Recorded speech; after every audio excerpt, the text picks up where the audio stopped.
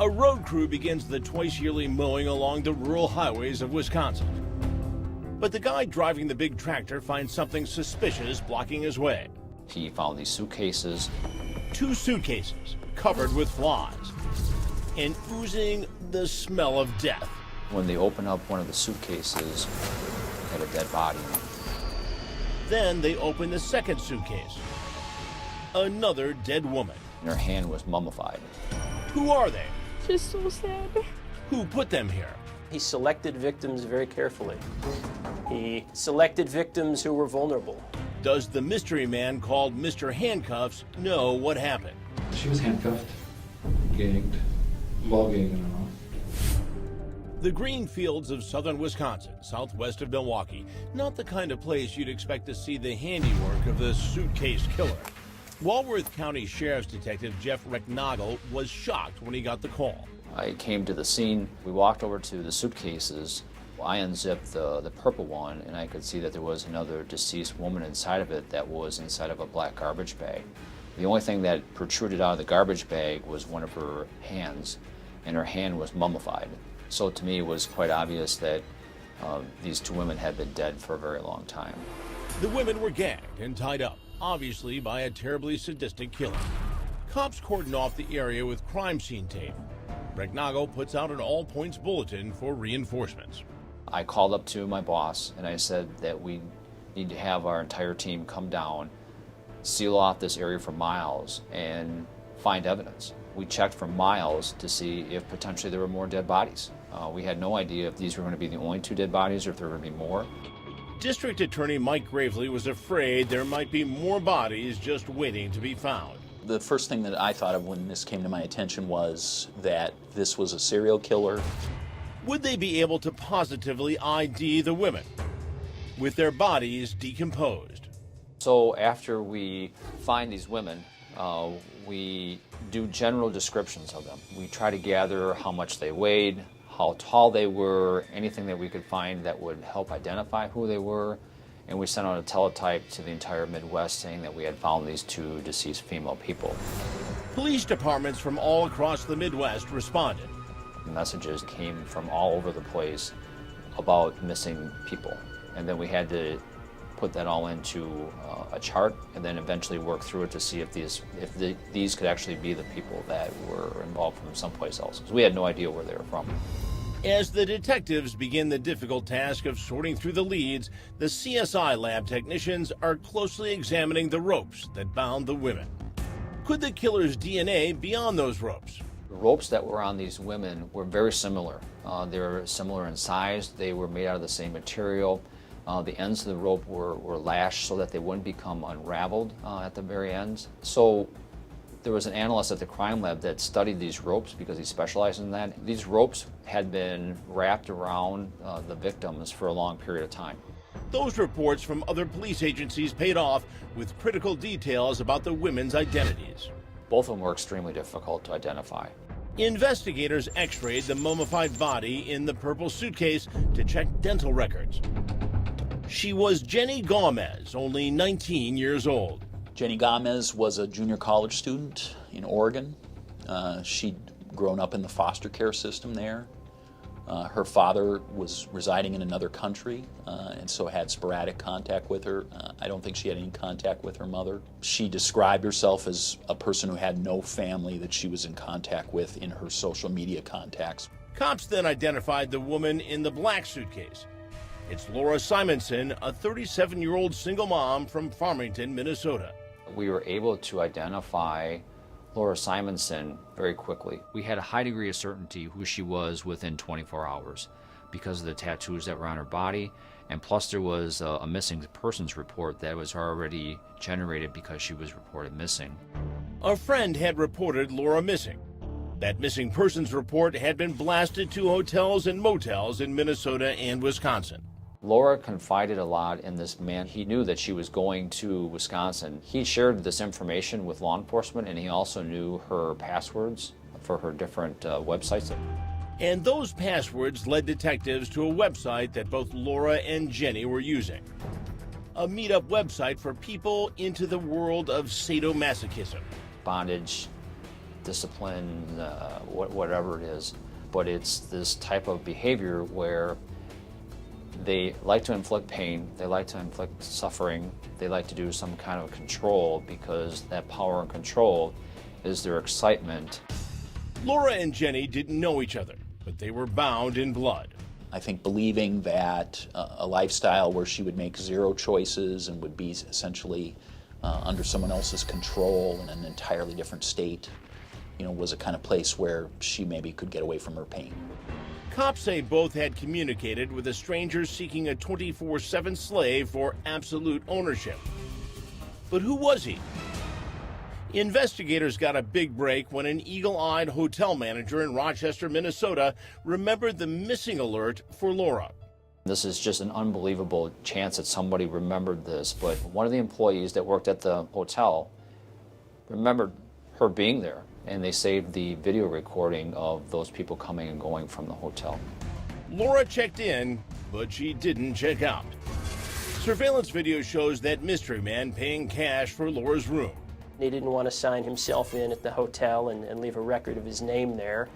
He paid cash. I looked at the records later. There were 27 guests at that hotel in Rochester, Minnesota that night. He was the only one that paid cash. He's seen taking Laura's suitcase out on the trolley. But no one in the hotel realized Laura was inside that suitcase. He was wheeling her to the grave. The suitcase killer is on the loose. He killed Jenny Gomez and Laura Simonson, stuffed their bodies in suitcases, and left them on the side of the road. They were in two different states of decomposure. Jenny was mummified. Her body was dark in color. Investigators need to find this killer fast. Laura's cyber trail leads them to a man she met on a bondage website, a guy who calls himself Mr. Handcuffs. There's a heartbreaking moment in their emails together where she says to him, "Boy, if you wanted to kill me, no one would ever find me." Cops traced this Mr. Handcuffs to an apartment on a busy street in the Milwaukee suburb of West Allis. We began immediate surveillance on him. We put tracking devices on his vehicle. And living in apartment number 1, Steven Zelich. Steve? Hi. Cops were waiting for Zelich after he got home from work.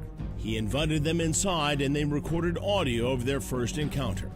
Let me start off why we're here, okay? Regarding Laura, she's missing. How did you come to know her or meet her? Well, just online. First place I think we met was website. What website? A portal to the dark world of bondage, discipline, and sadomasochism, known as BDSM. He tells me that he's been doing this for a very long time. He became interested in BDSM at age 19, and he's been continuing to be involved in it his entire life. When they're doing this BDSM sessions, they're tying people up, they're using rope, they're using tape, they're using handcuffs, they're blindfolding them, they're putting gag balls in their mouths to inflict pain on the other person because that's the excitement that the slave or the person who's the dominant enjoys to do. Zelich's picture on that website looks like he could be just a regular Joe down the street. But his profile reveals the twisted mind of a sexual deviant. There is nothing better than a slave, tied tight, gagged, blindfolded, hooded, chained, caged. Let me describe it as, for me, fantasy-based. It's just conversation. I had no intention of actually meeting. Zelich denies meeting Laura in person. He seems amiable and cooperative, maybe too cooperative for his own good. So I'd like to have a sample of your DNA, just a swab, not a big deal. No, not at all. After giving cops his DNA, Zelich lets them search his computer. He had installed a software program that cleaned or removed data from it automatically. And there was tens of thousands of times that software had ran and supposedly cleaned his computer. Zelich didn't know that Laura's computer had his emails. And he didn't know cops had surveillance video at the hotel Laura had stayed in. But that's not enough to prove he's the suitcase killer, until the DNA results came in. Laura had a rope that was wrapped around her neck. So when I took that stuff to the crime lab, one of the analysts took different samples off of it. She called me and she said, I have a DNA profile hit. It's Steve Zelich's DNA that was inside that knot. So now, cops get a warrant to search Zelich's cramped and cluttered apartment. They find a lot of bleach and cleaning supplies. Odd, because his filthy hovel is caked with black mold. And in a closet, cops find evidence of Zelich's perverted lifestyle. Another suitcase containing tools of torture. A paddle, restraints, ropes, and duct tape. And then they find a badge. Badge number 138, issued by the West Allis Police Department. Well, he was a police officer for many years. He worked for West Allis. His dad was a sergeant for the City of Milwaukee Police Department. He worked there for 40 years. Jamie Bates tells our Milwaukee affiliate WITI via Skype she was once Zelich's roommate. She claims one day he revealed a sickening secret. He had said that he kept a girl for 7 years in his apartment in this crate, this cage, and he would leave her in there during the day when he went to work as a police officer, and he would come home on lunch and check in on her. Jamie says she quickly moved out, and not long after, Zelich's coveted shield would become tarnished. While on duty, Zelich was accused of harassing prostitutes and exotic dancers at local strip joints. Most guys will hit on somebody, and if they don't get a decent response, they back off. You know, be like, there's nothing there for me, you know. Apparently he didn't feel that way. In an audio recording with the West Allis police chief, Zelich is confronted about the claims of abusing his position to intimidate the women. As chief and as an administrator for many years, I remember calling a business owner, calling the station to complain a squad was in the area too often. Do you know why she would call? No, that seems unusual to me also. Most businesses love this, yeah. Never was I pushy or out of line. I'm always professional and gentlemanly. Zelich quit the force and went to work as a security guard. When we met with him, he had a security uniform on, very similar to a law enforcement uniform. He told me that in his heart, he still felt like he was part of the law enforcement community. Zelich was assigned to the corporate headquarters of a big company in Milwaukee. There was a lot of high-end cars, a lot of very fancy, expensive vehicles there. In that same parking lot where he was parking. His boss came to him and said, your trunk, it had gotten to the summer months, your trunk smells as if there's a dead body, and you need to take care of that by tomorrow because people are complaining. Mr. Handcuffs takes care of it in a way that will soon find himself on the receiving end of another pair of handcuffs. Disgraced former cop Steven Zelich is a sadistic predator who makes 50 Shades of Grey look like a children's fairy tale. And now detectives are about to put the screws to this described bondage master. Steve, you have the right to remain silent. Crime Watch Daily has the never-before-seen interrogation video when cops pull Zelich in for questioning. I mean, when you tell me the truth, you probably will go to prison. Zelich is about to reveal that he is the evil suitcase killer. Cops know he killed 19-year-old Jenny Gomez and 37-year-old Laura Simonson during an S&M session turned deadly. Now, they just have to get him to confess. This is not a part of investigation similar to last time. Right. And I'm not going back to work. No, you're not. Steve, the DA issued a warrant for your arrest. And that's on DNA evidence. Detectives picked up Zelich during his shift, working the security detail at a major Milwaukee corporation. You got your mace, you got your... Yeah, if you want it, you No, can I have trust it, you. We're not ready for that. Would never raise a hand to you guys. In the interrogation room, Zelich's security baton is still on his belt. Is that a danger to the detectives? In your career, have I would never sit here with someone in custody who still has his baton on. I know. I'm not going to strip you. I've been so aware of that. Because I have respect for you. But this isn't a case of the thin blue line where cops protect their own. It's part of a well-thought-out plan to gain Zelich's trust, so he will eventually admit to everything. He told me that in his heart, he still felt like he was part of the law enforcement community. I believe it's part of his responsibility to say, I owe this to law enforcement, to talk about what had happened.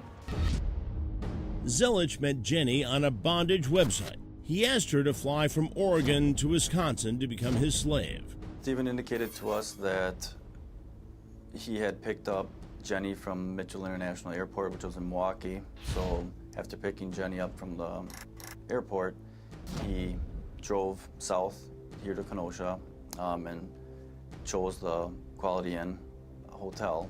He engaged in what he called breath play. Breath play, that's what they call it. Breath play or breath control. Gotcha.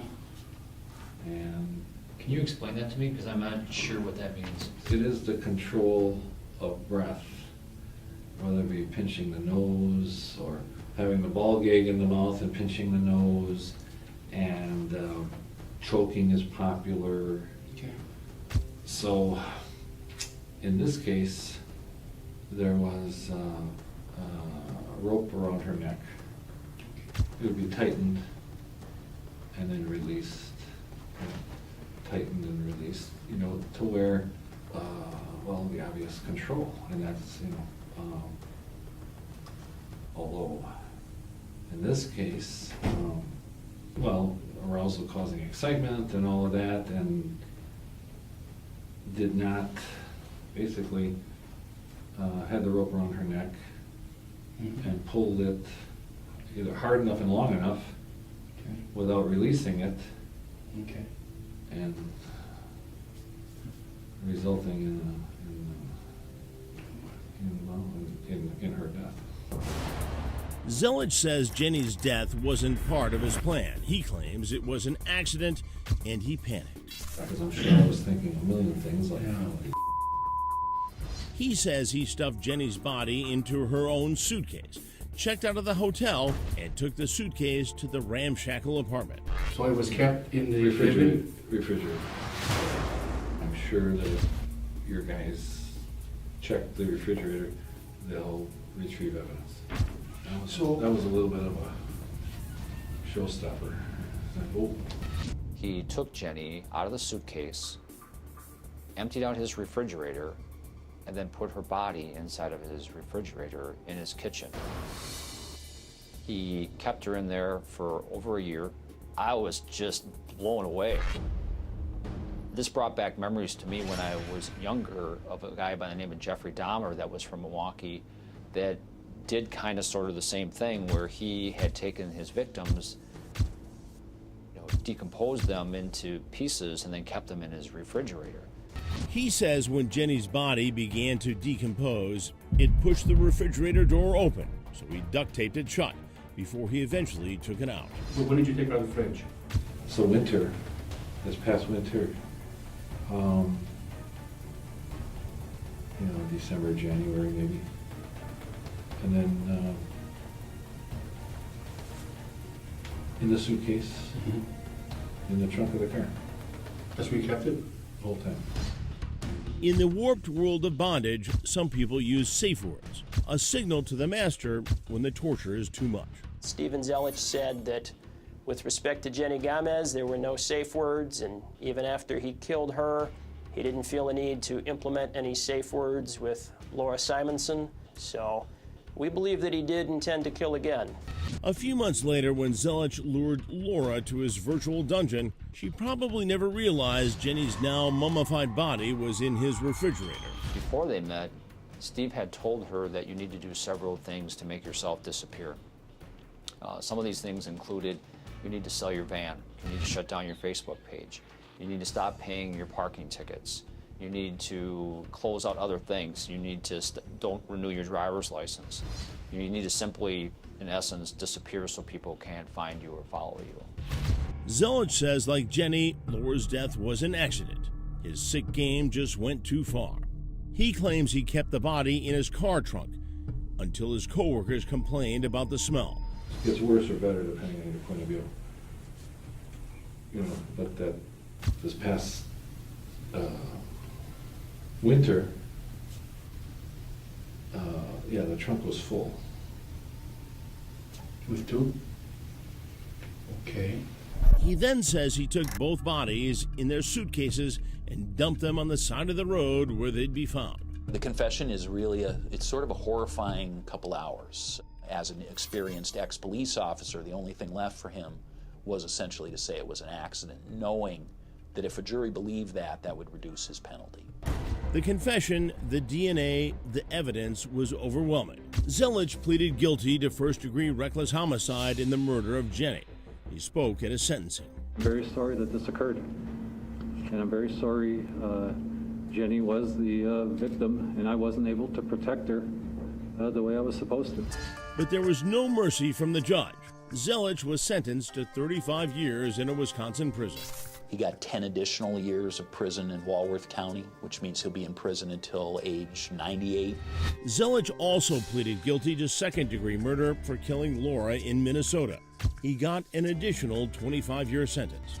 What that means, because those are all consecutive sentences, is that Mr. Zelich will never get out of prison, and we're all safer because of that.